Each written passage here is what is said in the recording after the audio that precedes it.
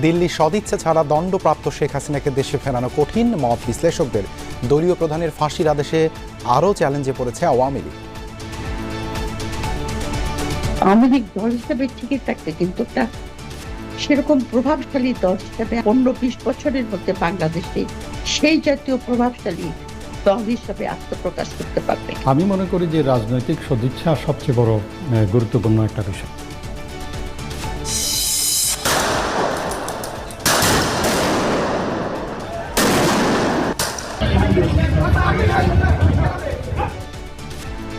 দ্রুত রায় কার্যকর দেখার অপেক্ষায় চানখারপুল আশুলিয়ার স্থানীয়রা।